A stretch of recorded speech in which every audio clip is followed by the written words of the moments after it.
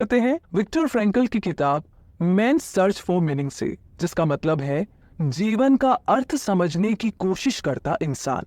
तो सबसे पहला सवाल तो ये है कि हमें ये किताब क्यों पढ़नी चाहिए, और इसका जवाब ये है कि अगर आपको लगता है कि आपकी लाइफ में सबसे ज्यादा प्रॉब्लम्स है और ऐसी प्रॉब्लम्स है जिसका कोई सोल्यूशन नहीं है, मतलब कुछ हो ही नहीं सकता, तो पक्के से ये समरी सुनने के बाद में ना आपको पता चलेगा कि आपसे भी ज्यादा कई ऐसे लोग हैं जिन्होंने अपनी लाइफ में बहुत ज्यादा मुश्किलें, मतलब आप इमेजिन भी नहीं कर सकते हैं, ऐसी प्रॉब्लम से गुजरने के बावजूद भी कभी उन्होंने हार नहीं मानी। तो हार मानने और नहीं मानने के बीच में सिर्फ एक वर्ड है, एक शब्द है, जो है पर्पस। जी हाँ, उन्होंने अपनी लाइफ को एक पर्पस दिया था, ऐसा पर्पस जिसकी वजह से उनके साथ क्या हो रहा है, उनके आसपास क्या बुरा हो रहा है, इवन उनके साथ क्या बुरा हो रहा है, कितना बुरा हो रहा है, इसका उन्हें फर्क नहीं पड़ा। और ऐसे लोगों में शामिल है इस बुक के ऑथर विक्टर फ्रैंकल, जिन्हें एक ऐसी जेल में बंद किया गया था जहां पर हर रोज बेगुनाह लोगों को मार दिया जाता था। लेकिन जो कुछ भी हो जाए, इन्होंने ना कभी हार नहीं मानी, क्योंकि इनकी जिंदगी में एक वाई था, यानी कि एक पर्पस था। तो आइए इसी पर्पस के साथ इस कहानी को शुरू करते हैं, क्योंकि शायद यहाँ पर आपको भी आपकी लाइफ का कोई पर्पस जरूर मिल जाए। तो ये कहानी एक आम से कैदी की रोजमर्रा की जिंदगी के बारे में है। इसमें उन भयानक बातों का कोई खास जिक्र नहीं किया गया है जो कि सेकेंड वर्ल्ड वॉर के दौरान हुई थी। इस बारे में बहुत सी किताबें छप चुकी हैं और कई कहानियां भी लिखी जा चुकी है इस विषय पर। वैसे हमारी जो ये कहानी है ना, ये उस आम आदमी के बारे में है जो कि अपना सब कुछ खो चुका था, यहाँ तक कि अपनी पहचान भी। और ये उस स्ट्रगल की, उस संघर्ष की कहानी है जो खुद की पहचान बनाए रखने की कोशिशों में है, बावजूद उन तमाम जुल्मों सितम के जो कि उस कंसंट्रेशन कैंप में किए गए थे। जी हाँ, उन बेनाम कैदियों की कहानी जो सिर्फ एक नंबर से ज्यादा और कुछ नहीं थे। उनकी पहचान और इज्जत छीनकर उन्हें सुअर के नाम से पुकारा जाता था। नहीं, हम कोई हीरो या शहीद नहीं थे, हम तो सिर्फ हड्डियों और मांस का ढांचा भर थे, जिन्हें अपने पेट की भूख मिटाने के लिए रोटी के टुकड़ों के साथ साथ इंसान बने रहने की जद्दोजहद भी करनी पड़ती थी। वैसे ये माना जाता है कि साइकोलॉजी की स्टडी करने के लिए डिटैचमेंट, यानी कि सख्त दिल होना और स्ट्रांग होना पड़ता है। हाँ, शायद इसीलिए कंसंट्रेशन कैंप के कैदी की दर्द भरी दास्तान कोई भी बाहरी इंसान कभी समझ नहीं सकता। ये वो ही समझ पाएगा जिसने उस दुनिया को करीब से देखा हो। वैसे मैं इस किताब को गुमनाम तरीके से छपवाना चाहता था। मैं नहीं चाहता था कि कोई भी मेरे कैदी नंबर के अलावा कुछ और मेरे बारे में जाने। मगर फिर मुझे एहसास हुआ कि मुझे हिम्मत करके आगे आकर अपनी पहचान बतानी चाहिए, जिससे कि ज्यादा से ज्यादा लोग ये किताब पढ़ें। तो मैंने कैंप में साइकेट्रिस्ट के तौर पर काम नहीं किया था। बस अपनी आजादी से कुछ ही हफ्तों पहले तक मैं एक बीमार कैदी था। 3 साल मैंने उस जेल में बिताए थे। मैं ज्यादातर रेलवे लाइंस पर काम करता था और मेरा काम था ट्रैक्स को खोदना। तो ये 1944 की बात है। हमें कंस्ट्रक्शन फर्म्स में गुलामों की तरह बेचा गया था, जिसके बदले में कंस्ट्रक्शन कैंप को फर्म की तरफ से हर कैदी के हिसाब से पैसे मिलते थे। और इस तरीके से मैं भी नंबर 119, 104 बन करके रह गया था। कैंप में रहते हुए मैंने कैदियों के साइकोलॉजिकल रिएक्शन की 3 फेजेस को बारीकी से देखा और समझा। पहला फेज होता था कैंप में एडमिशन, दूसरा रूटीन और तीसरा लिबरेशन, यानी कि आजादी। जब भी कोई कैदी कैंप में लाया जाता था तो वहां के हालात को देखकर गहरे सदमे में चला जाता था। तो आगे हमने कई दिनों तक ट्रेन से सफर किया और कैदियों को ठूस ठूस करके कैरेज में भरा गया था। केवल ऊपरी हिस्से में सांस भर लेने की कुछ जगह बची हुई थी। हर कोच में 80 के करीब कैदी थे। हमें लगा कि हमें पोलैंड में मजदूरी के लिए ले जाया जा रहा है, मगर हम डर से कांप उठे जब हमारी ट्रेन ऑश्विट्ज नाम की कंसंट्रेशन कैंप पर आकर रुकी। ऑश्विट्ज का मतलब था कब्रिस्तान और गैस चैम्बर। फिर जल्द ही हमें वॉच टावर्स, कांटेदार तारों वाली ऊंची दीवारें और कैदियों की लंबी लाइनें दिखाई दे गई। हमारे कैरेज के दरवाजे खुले, धारीदार यूनिफॉर्म पहने हुए कुछ कैदी अंदर दाखिल हुए, जिनके सर मुंडे हुए थे और सेहत भी ठीक ठाक लग रही थी। उन लोगों के पीछे पीछे हम एक शेड में पहुंचे, जहां पर कुछ खास कैदी हमें अपने साथ ले गए। इन्हें कैपोस कहा जाता था। ये लोग कैंप में गार्ड की हैसियत से रहते थे। आम कैदियों की तरह इन्हें भूखा प्यासा नहीं रखा जाता था। इनमें से कई तो ऐसे थे जो कि यहाँ रहकर के पहले की जिंदगी से काफी ज्यादा खुश थे। लेकिन ये सारे कैपोस असली गार्ड से ज्यादा जल्लाद होते थे। हर शेड में 200 कैदियों को रखा गया था। हमारी ट्रेन में कुल 1500 मुसाफिर थे जो कि यहाँ पर लाए गए थे। हम सब यहाँ पर सही सलामत रहने की दुआ कर रहे थे। तभी अचानक आगे हमें अपना सामान ट्रेन में छोड़ने का हुक्म मिला और फिर हमें लाइन में खड़ा कर दिया गया। आदमी और औरतों की अलग अलग लाइनें बनाई गई। एक ऑफिसर ने हम सबकी जांच की। वो हमको लेफ्ट या राइट में जाने का इशारा कर रहा था। हम में से ज्यादातर लेफ्ट की तरफ रखे गए, पर उस एक इशारे ने हमारी जिंदगी का फैसला कर दिया था। मुझे किसी ने कान में आकर के बताया कि जो राइट में भेजे गए हैं उनसे काम करवाया जाएगा और जो लेफ्ट में है वो बीमार और बेकार है। तो फाइनली जब मेरी बारी आई तो मैंने हर तरीके से चुस्त दुरुस्त दिखने की पूरी कोशिश की और मेरे सामने खड़े आदमी ने मुझे राइट का इशारा दे दिया। लेफ्ट का मतलब था मौत और हम में से 90% लोगों की किस्मत का फैसला यही था। जी हाँ, और कुछ ही घंटों के बाद उन्हें स्टेशन से कब्रिस्तान में ले जाया गया, जहां पर एक इमारत थी जिसके बड़े से दरवाजे में अलग अलग यूरोपियन भाषाओं में बात लिखा हुआ था। हर कैदी को एक छोटा साबुन तो दिया गया, लेकिन शावर के अंदर पानी नहीं था। तो उसी शाम मुझे सच्चाई पता चली जब मैंने एक दूसरे कैदी से अपने साथी के बारे में पूछने की कोशिश की, जिसे लेफ्ट में जाने का ऑर्डर मिला था। उस कैदी ने चिमनी की तरफ इशारा करते हुए कहा, तुम्हारा दोस्त वहां से जन्नत की सैर करेगा। हाँ, मेरा दोस्त सच में जन्नत पहुंच गया था, क्योंकि जर्मन्स ने उसे जिंदा ही जला डाला था उस गैस चैम्बर के अंदर। जो लोग कमजोर थे उन्हें कैंप के लिए बोझ समझा गया और उनकी किस्मत में मौत लिख दी गई थी। यही उनका तरीका था और इसीलिए वहां पर इंसानी जान की कोई भी कीमत नहीं थी। हम में से जो लोग राइट में गए उन्हें गार्ड्स अपने साथ काम पर लेकर गए। हमें क्लींजिंग स्टेशन की तरफ भागने को कहा गया। हम कैंप के चारों तरफ लगी कांटेदार तारों के पास से गुजरे। इन कांटेदार तारों में बिजली का करंट दौड़ता था। गार्ड्स ने हम सबको बारी बारी से चेक किया। एक्चुअली उनकी जो आंखें थी ना, वो हमारी घड़ियों और हमारे जेवरातों पर थीं। फिर हमें एक कंबल दिया गया जिसमें हमें अपनी सभी चीजें डालनी थी। कुछ लोगों ने अपने मेडल या शादी की अंगूठी रखने की गुहार की, मगर किसी को भी अपने पास कुछ भी रखने की इजाजत नहीं मिली।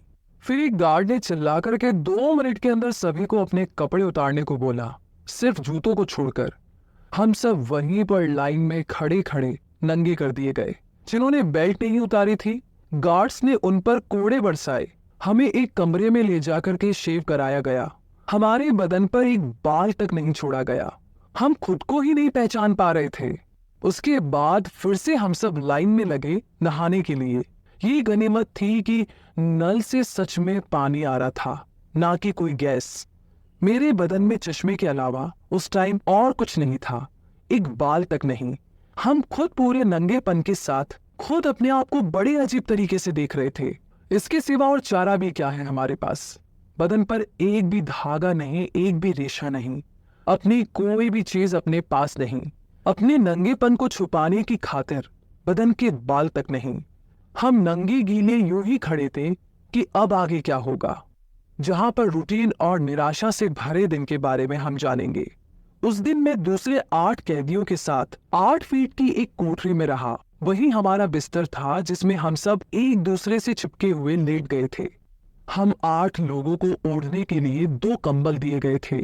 ये बात झूठ है कि जब भी कोई बोलता है कि वो इसके या उसके बगैर नहीं सो सकता, और ऐसी सिचुएशन में हम उस तंग जगह पर किसी तरीके से नींद लेने की जद्दोजहद कर रहे थे। बस अगले कुछ घंटों के लिए हम दर्द से आजाद थे। हम बगैर अपने दांत साफ किए अपने दिन की शुरुआत किया करते थे। महीनों तक हमें कपड़े बदलने का मौका ही नहीं मिलता था, क्योंकि पूरे तरीके से फटे हुए कपड़ों के अलावा हमारे पास और कुछ नहीं था। नहाना भी हमें मुश्किल से ही नसीब होता था। काम करते करते हमारे हाथों पर छाले पड़ जाते थे, लेकिन दवा का कहीं कोई नामो निशान नहीं था। सही कहा था दोस्तोव्स्की ने कि इंसान कुछ भी झेल सकता है। बिजली के तारों को छूकर खुदकुशी करने के ख्याल हम सबके जहन में आया था। हमें बस हर वक्त यही डर सताता था कि कहीं हमें भी बाकियों की तरह गैस चैम्बर में ले जाकर के जिंदा ना जलाते। ऊपर से गार्ड्स अक्सर हमें बिना वजह के पीटा करते थे। हम जिंदगी से पूरी तरीके से नाउम्मीद हो चुके थे। हमें हर टाइम ऐसा लगता था कि मौत हमारे सर पर नाच रही है और कब किस वक्त हमें दबोच लेगी कुछ पता ही नहीं। हमारे साथ एक दूसरा डॉक्टर भी था जो कि मेरा ही साथी था। वो अपनी कोठरी से बच करके हमारी कोठरी में आ गया था। वो हमारे ऑश्विट्ज पहुंचने के हफ्ते भर पहले ही आया था और उसी ने हमें बताया कि अगर जिंदा रहना चाहते हो तो एक ही रास्ता है, यहाँ पर काम करने के लिए खुद को एकदम फिट दिखाते रहो। यहाँ ऐसे बहुत से कैदी हैं जो कि बीमार है, बहुत निराश और बहुत ज्यादा दुखी लगते हैं। ऐसे लोगों को गैस चैम्बर में ले जा करके मार दिया जाता है।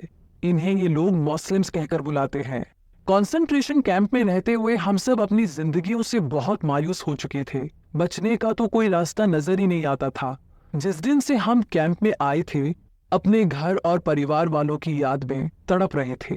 जो हमने देखा वो हमारे लिए एक भयानक सपने की तरह था, बहुत ही घिनौना और डरावना।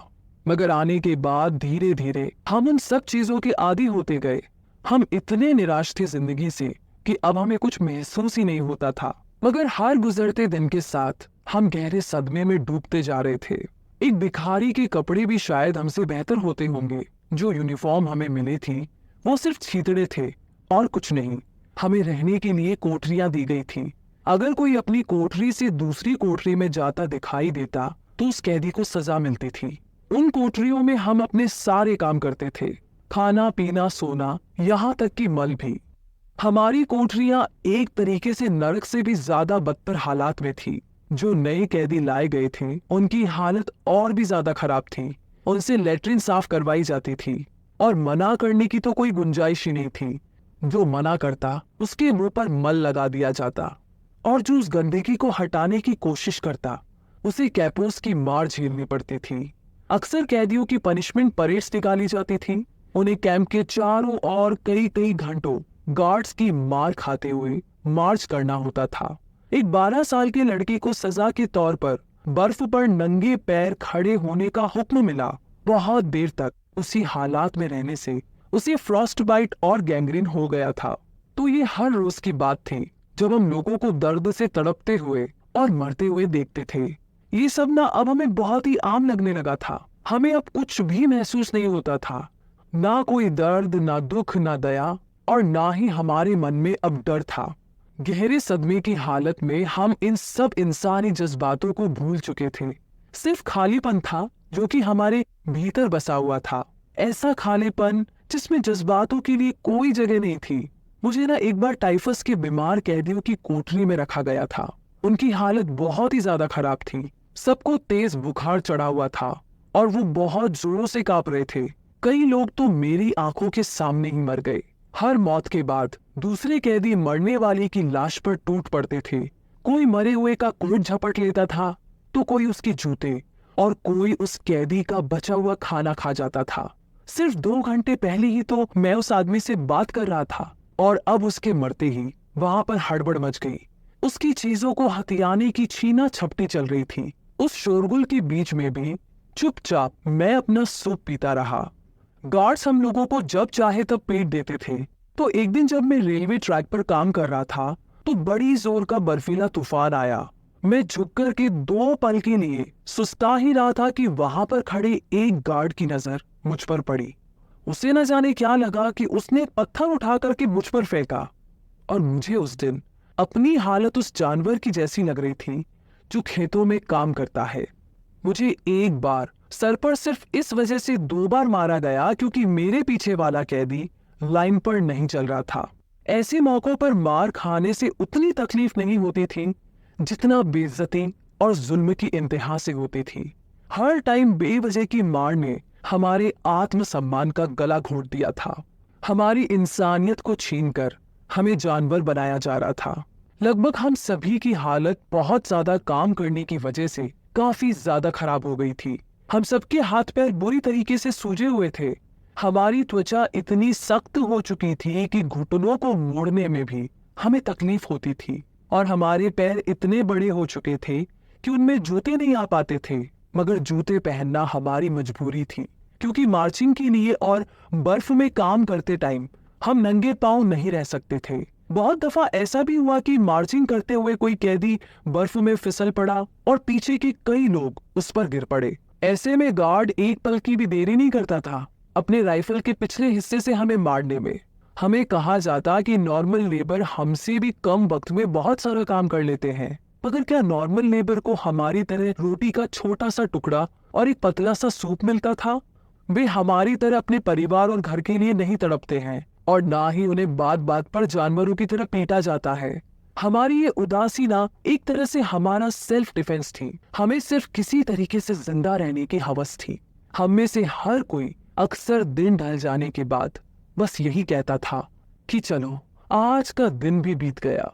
अब हमारे ख्याल और जज्बात सिर्फ जिंदा रहने और भूख प्यास मिटाने तक सीमित थे। जो भी कैदी सोता था तो सिर्फ रोटी, केक और गर्म पानी से नहाने के सपने देखता था। काम के दौरान गार्ड्स की आंख बचा करके अक्सर हम सब अपने पसंदीदा खाने का जिक्र किया करते थे। हम अक्सर आपस में रेसिपीज शेयर किया करते थे। अपनी आजादी की उम्मीद दिल में लिए हम इस कैद से छूटने के बाद रीयूनियन की प्लानिंग भी किया करते थे। सभी लोग उसी दिन का इंतजार कर रहे थे कि जब वो यहाँ से आजाद हो जाएंगे और अपने अपने घर लौटेंगे और अपने परिवार वालों के साथ बैठ कर के हंसी खुशी खाना खाएंगे। हमारा ये खूबसूरत सपना हमारी इस रोटी के चंद टुकड़ों और पानी से बने सूप की हकीकत से बहुत दूर थे। कभी कभी हमें चीज और मार्गरीन खाने को मिल जाता था और कभी घटिया किस्म के सॉसेज या पतला सा जैम भी। हमारे भारी भरकम काम के हिसाब से ये खुराक बहुत हल्की थी, खासकर तब जब हमारे पास पहनने को सिर्फ छींतड़े थे। शरीर से जब सारा फैट खत्म हो जाता है ना, तो शरीर खुद को ही खाने लग जाता है। भरपूर खुराक ना मिलने पर मसल्स गायब हो जाती है। जब बाहर से प्रोटीन नहीं मिलता है तो शरीर अपने ही अंदर जमा फैट को ही जलाने लगता है। हम हर दिन खुद को हड्डियों का ढांचा बनते हुए देख रहे थे। हमारी हालत ये थी कि कोठरी में भुखमरी से अब किसकी मौत होगी, ये हम यकीन के साथ कह सकते थे। रात को सोने से पहले मैं खुद से यही कहता था, ये शरीर, मेरा ये शरीर अब बस पिंजर बनकर रह गया है। मैं क्या था और अब क्या हो गया हूँ। हर सुबह सूरज निकलने से भी पहले तेज आवाज में 3 सीटियां बजाई जाती थी, जिनकी आवाज सुनते ही हमें उठना होता था। हम जैसे तैसे करके अपने पैरों पर खड़े हो जाते थे। काम पर जाने के लिए सूजे हुए पैरों के साथ गीले जूते पहनने की जद्दोजहद करते हुए फिर उन्हीं लड़खड़ाते कदमों के साथ बाहर निकलते बर्फ पर मार्च करने के लिए। हर रोज रेलवे ट्रैक को खोदते हुए हम अपने दोपहर के खाने का बेसब्री से इंतजार करते थे कि कब सायरन बजे और कब हमें खाने को मिले। हमें सुबह 9:30 से 10 बजे के बीच में खाना दिया जाता था। यही हमारे पूरे दिन का सबसे खास वक्त होता था। सब इतने भूखे होते थे कि हम में से कुछ लोग तो पलक झपकते ही पूरा खाना खा जाते थे, मगर मैं खाने का एक हिस्सा बचा करके अपनी जेब में भर लेता था और फिर उसे थोड़ा थोड़ा करके खाया करता था। तो कुछ दिन बाद मेरा तबादला ऑस्विच से दचाओ के कंसंट्रेशन कैंप में कर दिया गया। वहां कुल 2000 कैदी थे और जाते टाइम हमारी ट्रेन वियना से होकर गुजरी, वही शहर जहां पर मेरा घर था। प्रिजन कार के अंदर हम सब कुल 50 लोग थे। हमें ठूस करके उस डब्बे में भरा गया था जिसमें एक भी खिड़की नहीं थी। हम में से कुछ लोग जमीन पर बैठ गए जबकि कुछ पूरे सफर में खड़े थे। उस डब्बे के अंदर 2 बड़े छेद थे जिससे कि हमें बाहर का नजारा दिख रहा था।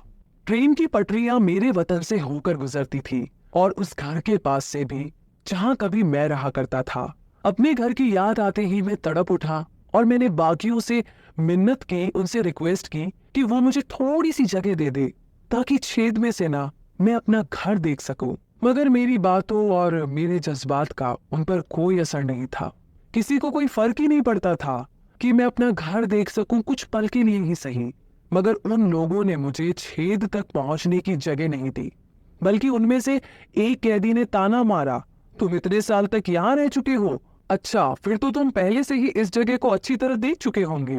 तो बस यूं ही सफर आगे बढ़ता रहा और 1945 की सर्दियों से लेकर के बसंत का मौसम आने तक ऑश्विट्ज कैंप में टाइफस का कहर फैला हुआ था। लगभग सभी कैदी इसका शिकार बन चुके थे। कई लोग इस बीमारी से मर भी गए थे।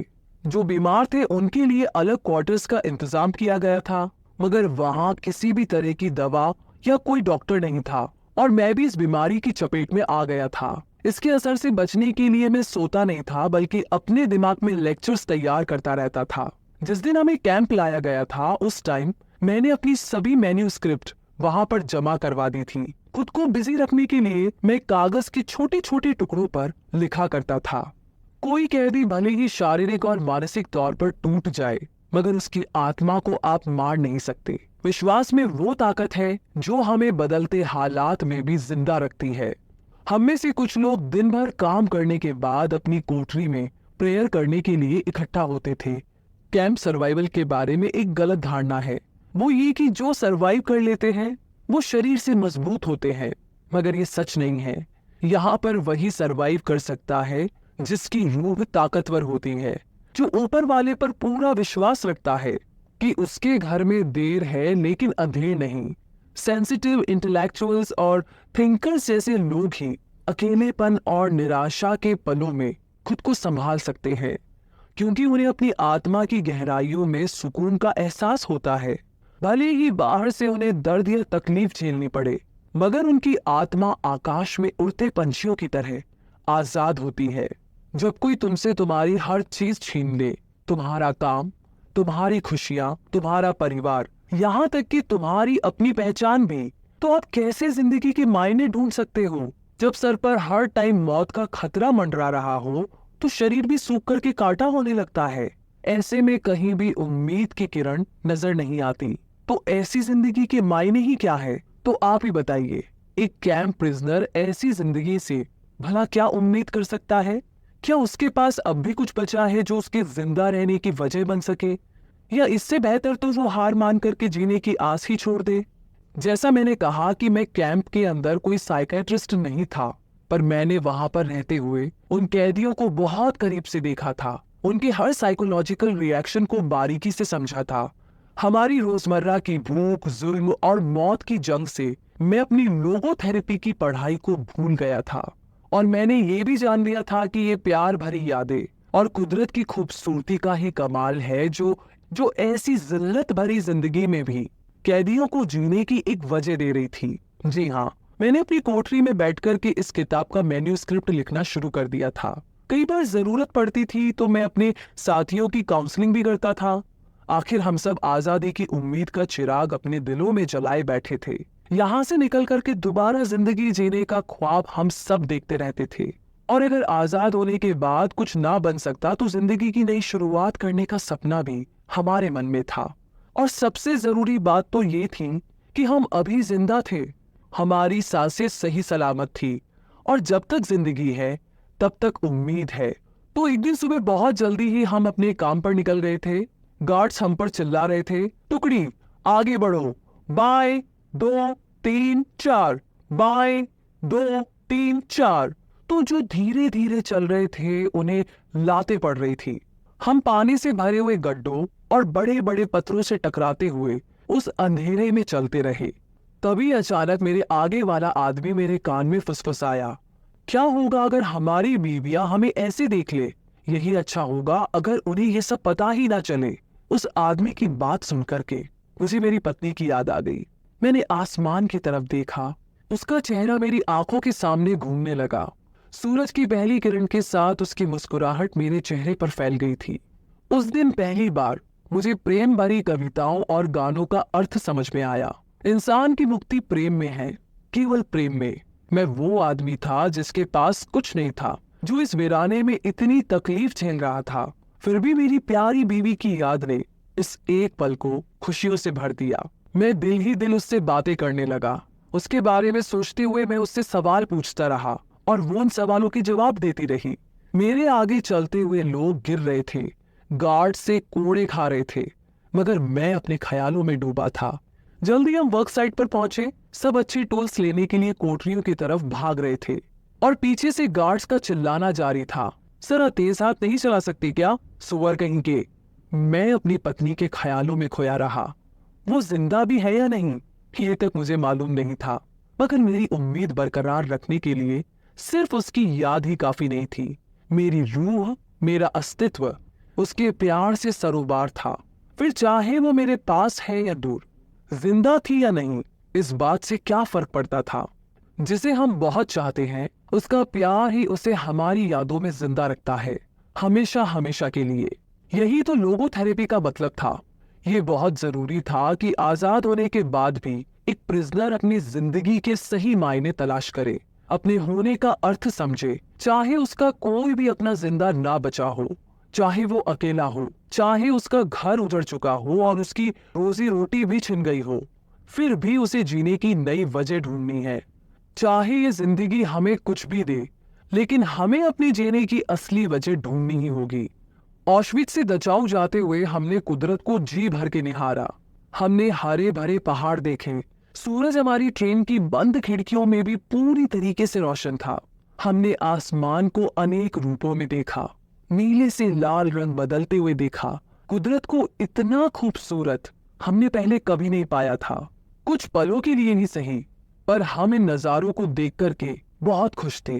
मेरा एक साथी खुशी से बोला कि दुनिया कितनी सुंदर है। और इसी के साथ थोड़ा आगे बढ़ते हैं फेज 3 की तरफ, जो है आजादी। मतलब ये कि जो कैदी बीमार थे उन पर सिर्फ इतना ही रहम किया जाता था कि वो एक कोठरी में जाकर के सारा दिन बोर्ड्स पर लेटे रहते थे। उनसे कोई काम करवाया नहीं जाता था। इसके बदले में उन्हें बाकियों के मुकाबले ना सिर्फ घटिया दर्जे का खाना दिया जाता था, बल्कि कोई दवा या दूसरी मेडिकल सप्लाई भी नहीं मिलती थी। तो एक डॉक्टर ने टाइफस के रोगियों के इलाज में मेरी मदद मांगी। मुझे बवारिया, जो कि एक जगह है, वहां पर बीमार लोगों के कैंप में भेजा गया। वहां मुझे 50 मरीजों से भरी हुई एक कोठरी में मदद के लिए रखा गया। वो सब बुखार से तप रहे थे और अपने होश में नहीं थे। अपनी कोठरी के लिए मेडिकल सप्लाई लाना भी मेरा ही काम था। जो केवल 10 बुखार की गोलियां थी। जो लोग बहुत ही सीरियस होते थे केवल उन्हें ही एस्प्रिन की आधी गोली दी जाती थी। लाइलाज मरीजों के लिए कोई दवा नहीं थी। तो मैं हर बीमार की नब्ज चेक करता था। अपना राउंड पूरा करने के बाद मैं एक कोने में बैठ जाता था जहां से मुझे बवारिया का लैंडस्केप नजर आता था और दूसरी ओर मेरे चारों तरफ कीड़ों से भरी हुई लाशें पड़ी रहती थी। मगर मैं बाहर के नजारे देखता हुआ उन लम्हों में खो जाता था। कंसंट्रेशन कैंप में हालात बद से बदतर होते जा रहे थे। कुछ कैदी तो अपनी भूख मिटाने के लिए नरभक्षी बन चुके थे। हम लड़ाई के मैदान में खड़े थे। उसी दौरान मैंने अपनी एक साथी के साथ मिलकर के वहां से भागने की कोशिश की। कैंप के बाहर उसका साथी हमें नकली डॉक्यूमेंट्स और यूनिफॉर्म्स के साथ मिलने वाला था, जिससे हम वहां से निकल सके।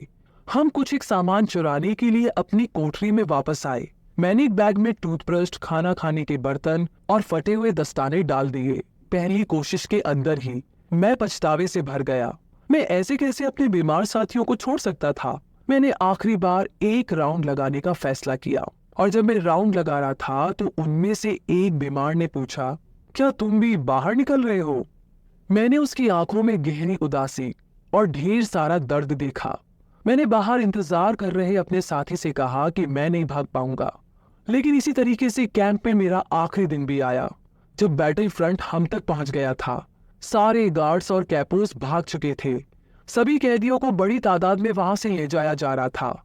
सबको सूरज डूबने से पहले वहां से निकालना था, क्योंकि वो लोग पूरे कैंप को जलाने वाले थे। बस केवल वही लोग कैंप में बच गए थे जो कि बीमार थे। वे अभी भी कोठरियों में बुखार और बेहोशी की हालत में पड़े हुए थे।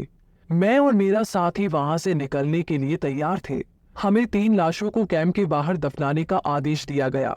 हम दोनों बारी बारी से अपना बैग ले आए। हम भागने वाले थे कि तभी कैंप का गेट खुला। बड़ी सी रेड क्रॉस के झंडे वाली एक कार अंदर दाखिल हुई। ये इंटरनेशनल रेड क्रॉस का डेलीगेशन था। उन्होंने कहा कि हम सब अब सुरक्षित है, सबको दवाइयाँ और खाना दिया जाएगा। सबको वहां से बाहर निकाला जा रहा था, मगर मैं और मेरा साथी पीछे छूट गए थे। हम टाइफस के मरीजों के साथ कोठरी में रुके रहे। आधी रात को डॉक्टर्स आए और चिल्लाए कि हम खुद को कवर कर लें। हमें गन शॉट्स, कैनन और राइफल्स की आवाजें सुनाई पड़ रही थी। हम जंग के मैदान के बीचों बीच थे, मगर सुबह की पहली किरण के साथ ही सब कुछ थम गया था। कैंप के बाहर एक सफेद झंडा फहरा दिया गया था। मेरा नंबर 119-104 के सफर का वो आखिरी दिन था। और इसी के साथ ये समरी यहीं पर समाप्त होती है। लेकिन आई होप कि आपकी जो प्रॉब्लम्स है, छोटी बड़ी जैसी भी, उसे भी ना आज और अभी यहीं पर खत्म हो जाना चाहिए। उसके बारे में आपको इतना ज्यादा सोच विचार नहीं करना चाहिए, क्योंकि इस कहानी को सुनने के बाद में